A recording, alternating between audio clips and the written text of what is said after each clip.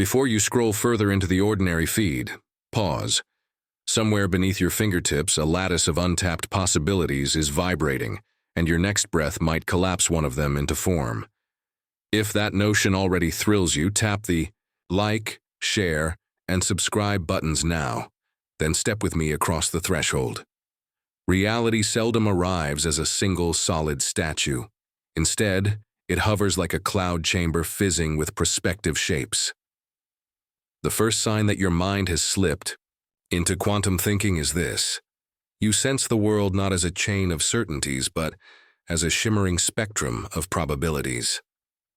You have begun to inhabit the interval before the dice lands, that luminous pause where any face can still emerge. In daily life, the shift is subtle yet seismic.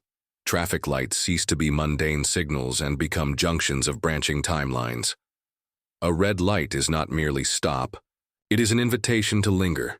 Perhaps to overhear laughter from a sidewalk cafe, perhaps to glimpse a sudden glint in a stranger's eye, each micro-event altering the coordinates of your day. You begin to realize that reality is less a railroad track and more a scattering of fireflies. You may chase one glow, but another may alight on your sleeve unbidden. Inside conversations, you detect possibilities unfurling in real time. Words hang between speakers like wave functions, soft, uncertain, ready to crystallize into meaning only when intention presses upon them. You sense that each sentence chosen excluded 1,000 unspoken others, and you listen for those phantom tributaries with quiet reverence. Even silence gains a new texture. Potential statements suspended in air, sonic Schrödinger's cats awaiting observation. Your planning, too, becomes probabilistic. The old linear to-do list is replaced by a constellation map. Tasks orbit one another, their gravity wells tugging at your attention in shifting patterns. Rather than conquer the plan, you learn to surf it, bending with invisible currents. You pencil in contingencies not as afterthoughts but as acknowledged co-authors of the script. In the quantum mind, maybe is not weakness. It is raw creative charge. Notice how the future no longer seems distant and singular. Instead, it blooms in clusters. When you picture next month, you do not see a lone photograph pinned to a calendar, but a film strip flickering with alternate frames. Paths where you accepted the invitation, paths where you declined, paths where you invented an entirely new option. Each path hums with its own music, and sometimes you close your eyes just to listen. Yet probability is not aimless drift. It is a dance, and awareness is the lead partner. You discover that attention collapses clouds into contours. The moment you look closely, a nebulous thought condenses into decisive action. The mist condenses into a drop. The drop carves its course down the hillside of events. You feel an ethical obligation, almost, to observe wisely, to choose wisely, because each choice reroutes the invisible circuitry of potential. Some evenings you sit by a window and watch dusk distribute its gradients across rooftops, and you feel the softness of things yet to be. You realize that your breath itself is probabilistic. Countless molecular journeys through alveoli, selecting paths in nanoscopic corridors. In each exhalation, you sense the universe rehearsing destinies. This probabilistic intuition does not banish anxiety, rather it reframes it. Fear morphs from doom to indeterminacy. If outcomes are unfixed, despair is premature. You stand upon a deck of spinning cards, but you hold the power to tap one into stillness. Thus, possibility becomes a form of mercy. Even in darkest hours, some future line still glows in the constellation, waiting for a courageous observer. When friends ask why you appear calm amid uncertainty, you smile and describe the ocean not as water, but as wave form. You tell them the crest is impossible without the trough. You speak of surfboards carved from curiosity. Perhaps they nod politely. Perhaps they feel the resonance. Either way, you have learned that reality is willing clay, and probability is its pliant heartbeat. And so the day ends. You sit at your desk, lamp haloing pages where half-written ideas sprawl like quantum scribbles, and you feel the hush before a decision. Pen hovering, you recall that choosing is the sacred art of collapsing the wave. You make your mark. Ink flows, the universe tilts, and the next superposition springs into being. There is a particular silence that enters the room just before insight arrives. A hush not born of absence, but of boundless presence. The second sign you are already thinking in quantum terms is this. You no longer experience time as linear, but as layered, elastic, echoing. You begin to sense that moments are not arranged like pearls on a thread, but like droplets suspended in a multidimensional lattice. The past does not simply trail behind you, it reverberates in the now, folded, in the fabric of decisions still unfolding. The future is not merely ahead, it bleeds backward, casting shadows into the present, whispering choices from behind closed doors you have not yet opened. A memory surfaces not as a relic, but as a live wire. You recall not just what occurred, but the feeling of it folding into your present awareness, as though the version of you from then has reached across the membrane and pressed fingertips to glass. The boundaries between then and now lose their rigidity. Time becomes soft, textured, able to be felt in waves. You no longer rush. Speed becomes a misunderstanding. In the quantum mind, velocity does not equal progress, presence does. You understand that what appears fast in one frame can seem still in another. You begin to move in rhythms aligned with inner pulses rather than external clocks. Sometimes a pause holds more transformation than 100 steps forward. Decisions no longer feel like forks in a road, but like threads in a tapestry. Pull one and watch the whole weave shift. You start to sense that somewhere beyond perception, all outcomes coexist until one becomes embodied. This gives your choices a strange kind of weightlessness and gravity at once. You are not bound by what came before, but you are also not free of it. You are sculpting timelines with each breath. There are nights when you dream of events that have not happened, yet carry a scent of inevitability. You wake not startled, but with recognition. You begin to see that dreams are not random static, but fragments of probable patterns, entangled glimpses of possible tomorrows bleeding through. Some you will live, some you will never touch, but you have witnessed them. When you wait for something, a call, an answer, an unfolding, you do not wait in emptiness. You wait inside the branching. You know that in that interval the field is arranging itself, calibrating vectors, responding to the silent magnetism of your attention. Time is not ticking, it is listening. And so you learn to listen too, to pauses, to delays, to detours. You begin to feel that there are no true accidents, only intersections of unseen currents. If you are late, perhaps the meeting you missed was never truly yours. If you are early, perhaps the moment is waiting to catch up to you. You release the compulsion to dominate the timeline. Instead, you enter it like music. Time becomes symphonic, a song with refrains and harmonics, modulations and motifs. Your childhood echo appears in the tone of a stranger's voice. A place you've never been stirs nostalgia in your chest.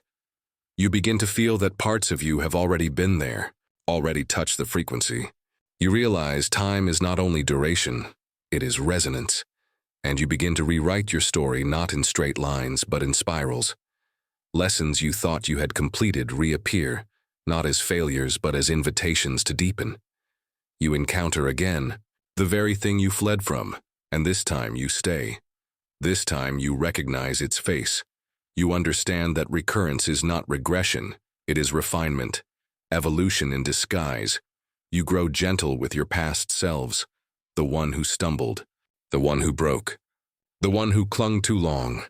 You do not discard them, you carry them. You allow their truths to filter forward. They are not over, they are present. Their tears are your rain, their dreams are your compass. And so you speak of time not as an enemy, but as a collaborator. You say yes to divine delay. You say yes to acceleration without warning. You say yes to that strange phenomenon when everything happens at once, and again to the days when nothing moves. You say yes to the mosaic. In that surrender, a miracle happens. Your perception stretches. You begin to sense the nonlinear overlap of soul experiences, the bleed-through of insight from what was and what will be, into the tender petal of what is. The moment is no longer measured by clocks but by coherence. And in that coherence, time no longer commands you. You partner with it. You place your hand upon the spiral, not to control its turn but to feel its grace. You step inside the now with reverence, knowing that all directions meet here, knowing that this breath is the nexus. You are no longer simply passing through time. You are sculpting it.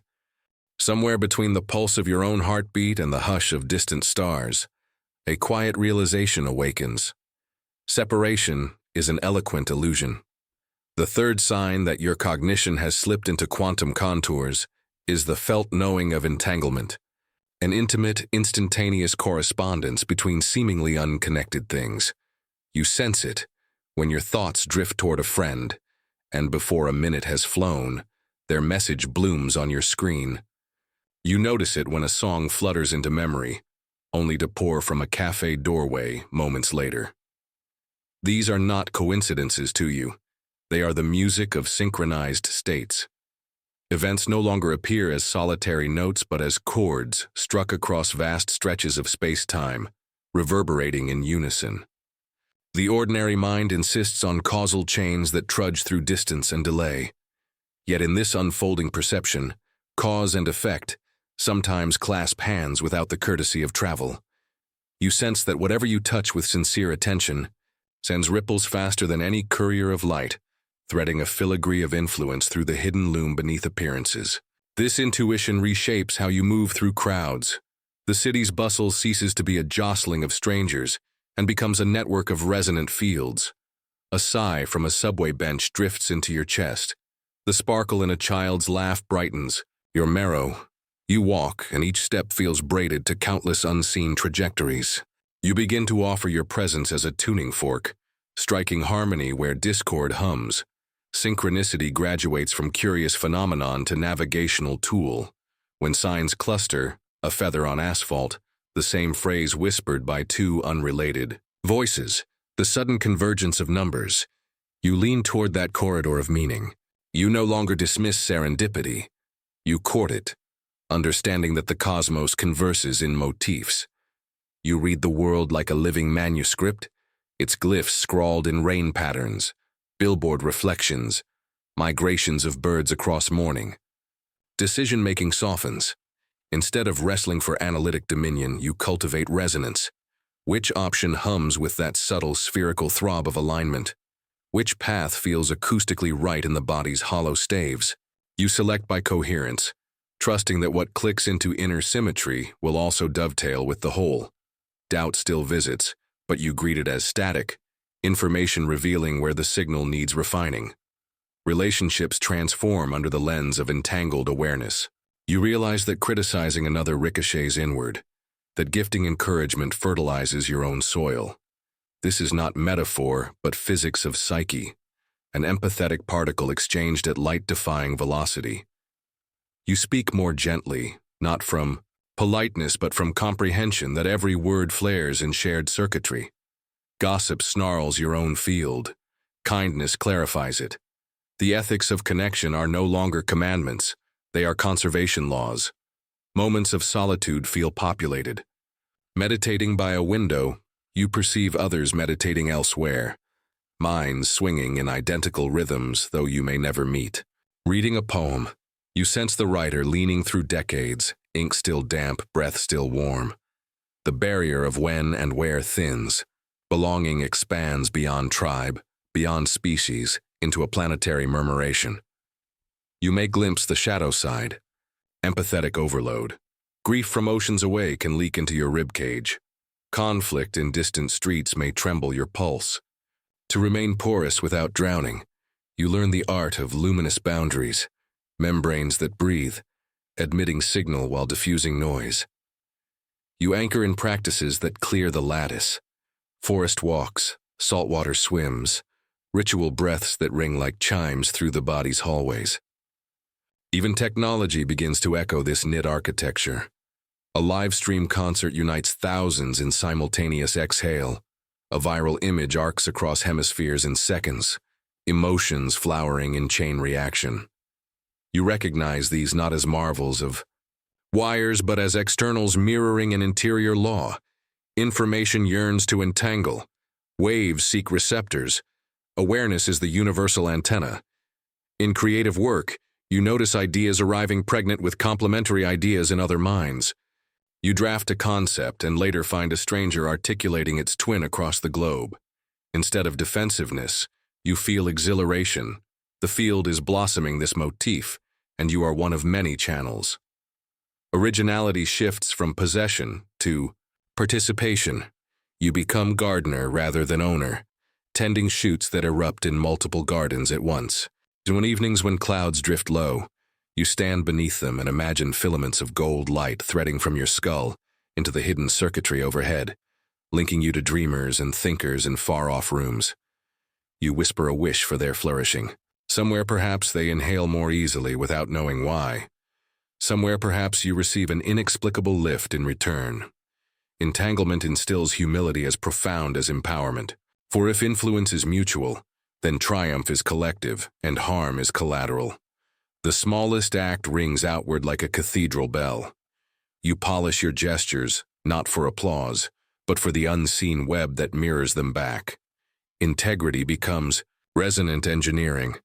And when loneliness approaches, trailing its familiar chill, you close your eyes and sense the mesh of luminous bonds, taut and humming, extending in every direction beyond the horizon of perception. You recall that isolation is a perceptual kink, a wilt in the weave. You breathe and the knot loosens. Presence rushes in, a tide of subtle companionship. You sleep lighter, dreaming of networks, neurons, roots, galaxies, each echoing the next. You wake with fingertips tingling, half sure you've been holding hands with the night sky.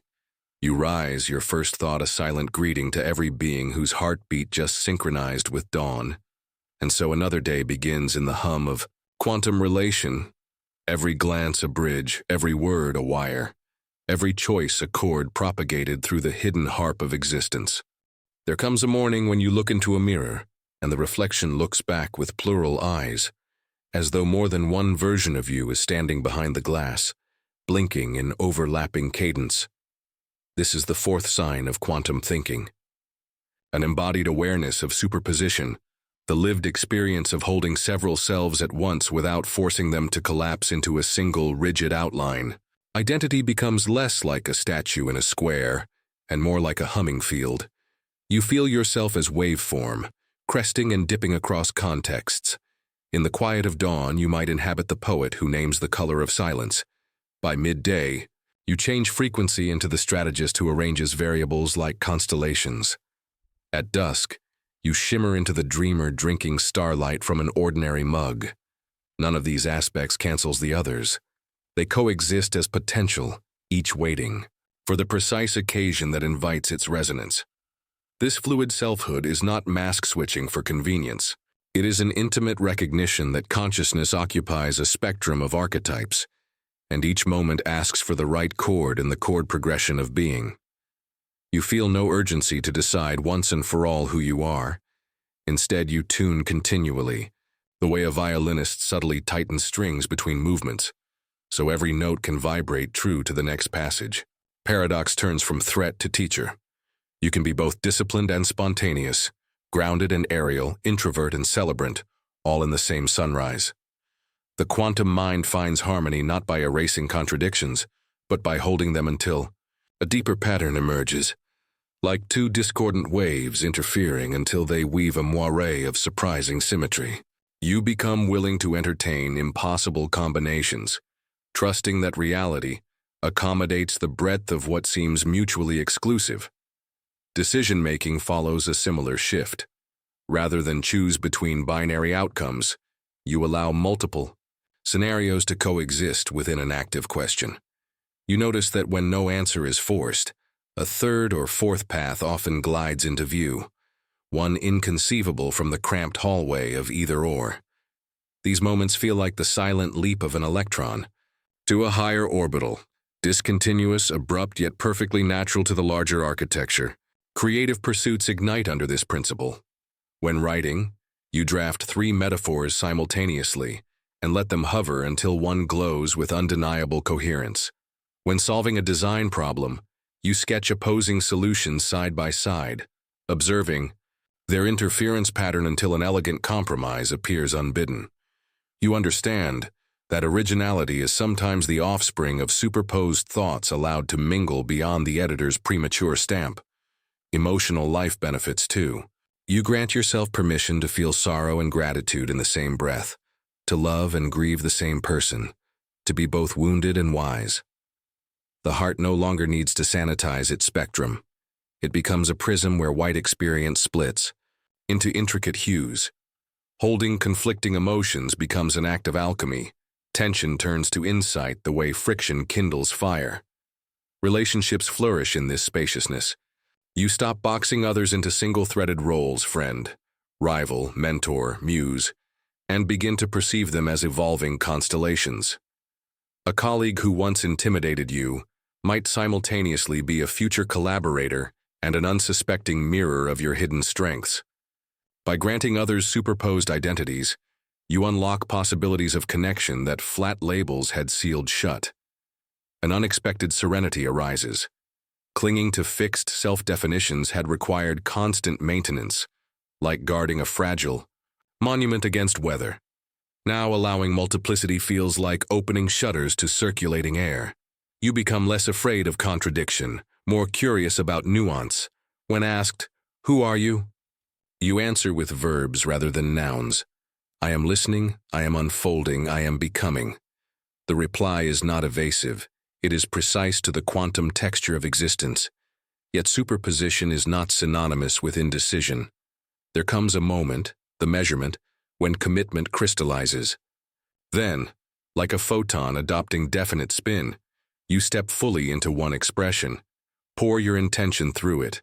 Live it completely. The difference is that you no longer confuse the selected state with the whole truth of your being. After the action completes, wave function opens again, realms of latent capacity returning like wings refurling after a deliberate swoop. Self-care evolves accordingly. Instead of uniform routines, you design rituals that honor whichever facet currently steps forward. The contemplative self may need solitude under pines. The kinetic self craves dance. The contemplative kinetic hybrid invents walking meditations that trace labyrinths of breath through city streets. Your calendar begins to look like a spectrum, analysis, allotting spaces for the frequencies that seek expression each week. Language itself shifts. Absolute declarations give way to probabilistic phrasing. Right now, I sense. At this angle it feels. Under these conditions I choose.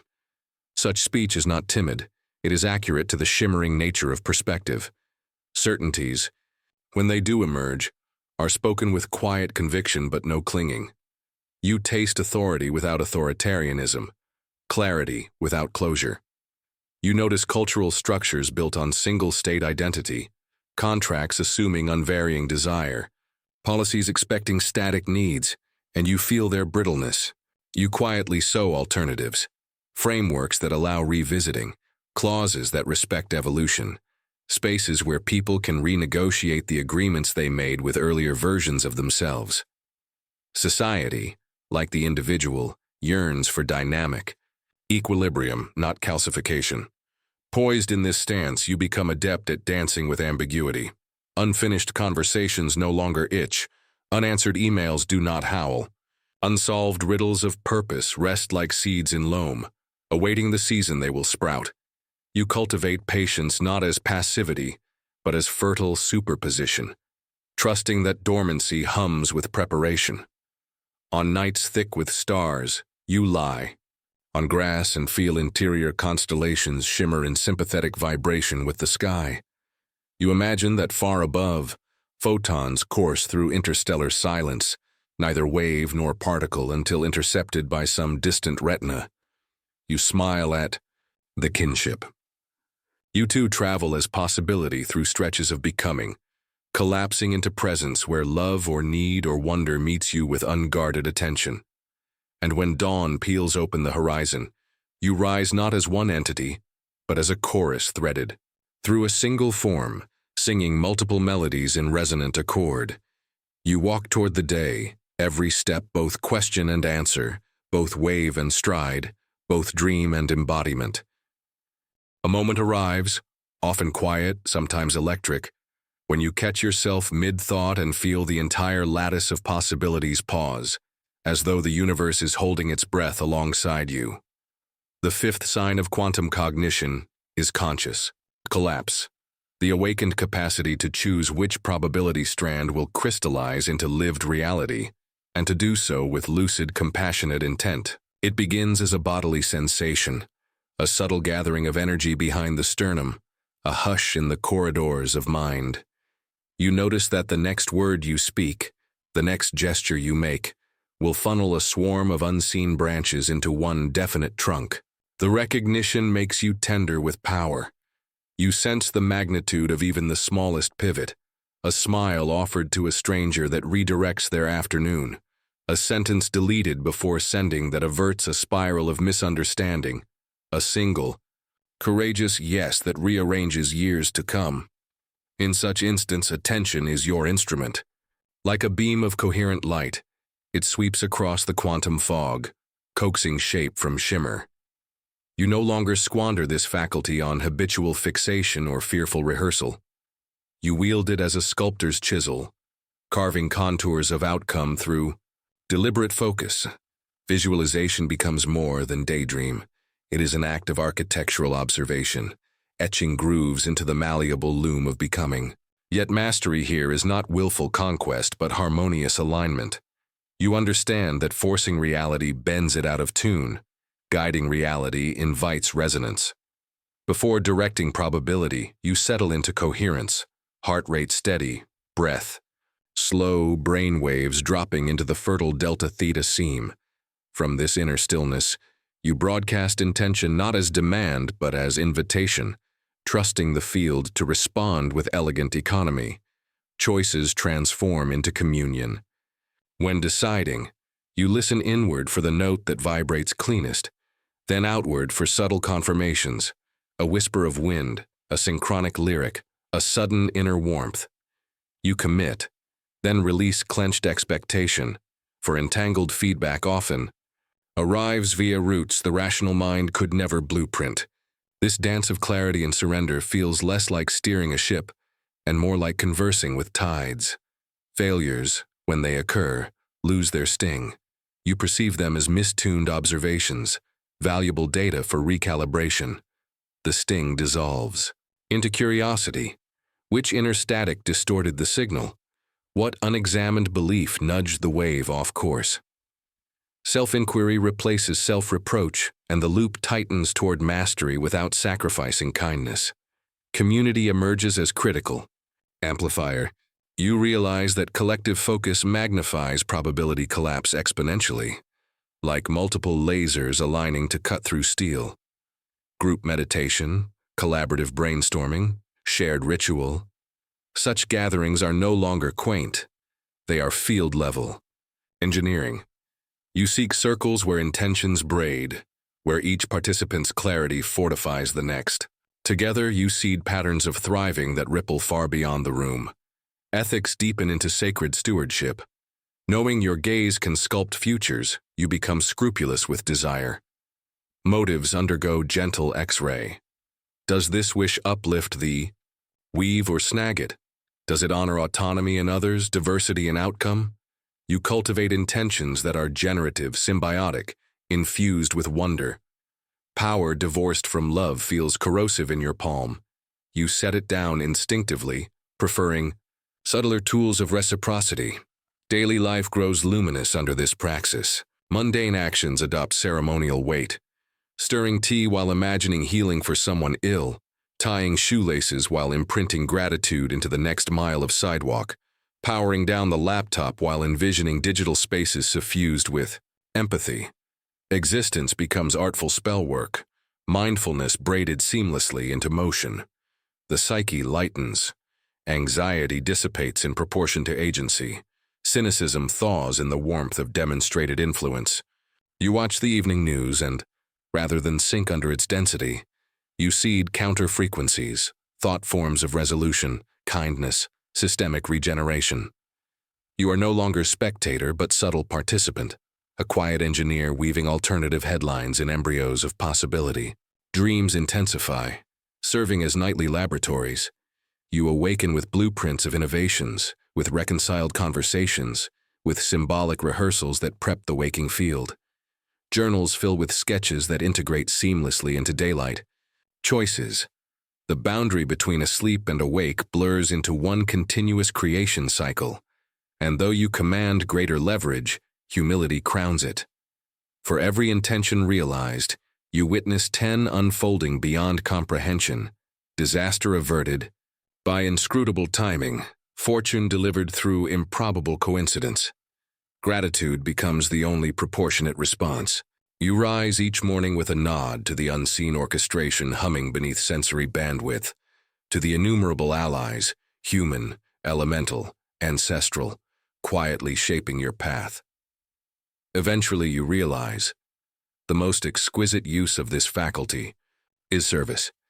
You tune your observer's gaze toward collective liberation, toward ecosystems longing for balance, toward hearts heavy with unspoken potential. You visualize equitable systems, resilient forests, cities singing with inclusive joy. You act where action is yours, inspire where spark is needed, and trust the entangled web to echo forward in fractal generosity.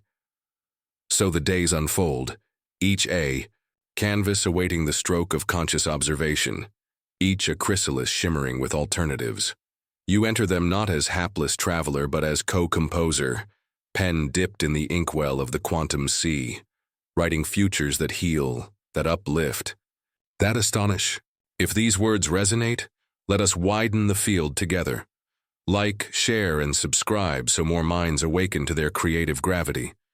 Invite a friend to read, to feel, to practice.